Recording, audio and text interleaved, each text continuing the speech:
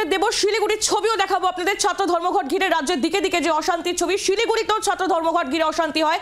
বিশ্ববিদ্যালয়ের বাস আটকানোর অভিযোগ ডিএসওর বিরুদ্ধে, এবং সেই অভিযোগ ঘিরে রীতিমতো উত্তেজনা।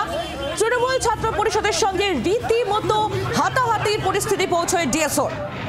বিশ্ববিদ্যালয়ের বাস আটকানোর অভিযোগ এবং সেই অভিযোগের পরে উত্তেজনা ছড়ায় এলাকায়। শিলিগুড়ির ছবি দেখতে পাচ্ছেন আপনারা। ডিএসওর সঙ্গে তৃণমূল ছাত্র পরিষদ টিএমসিপির রীতিমতো হাতাহাতি।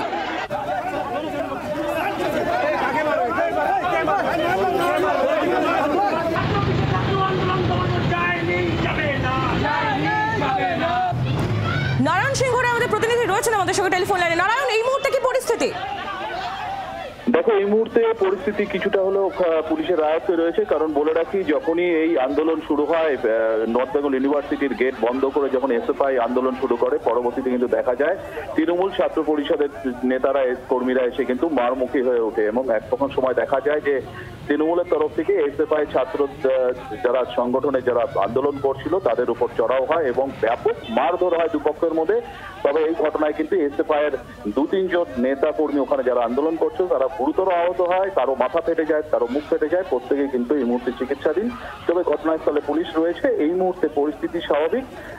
তবে এই ঘটনার সাথে যে বা যারা যুক্ত তাদের বিষয়ে পুলিশ তদন্তর আশ্বাস দিয়েছে এসএফআই কর্মীদের। কিন্তু এসএফআই কর্মীদের যেমন অভিযোগ, পাশাপাশি কিন্তু তৃণমূল যারা ছাত্র নেতারা রয়েছে তাদেরও কিন্তু অভিযোগ যে বলপূর্বক তারা নর্থ বেঙ্গল ইউনিভার্সিটির গেট বন্ধ করে কোনো ছাত্র এবং নর্থ ইউনিভার্সিটির কাউকে ঢুকতে দিচ্ছিল।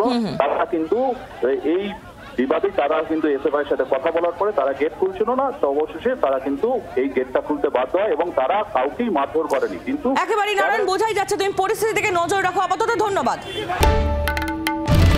বাংলার আওয়াজ, বাঙালির আবেগ, জি 24 ঘন্টা।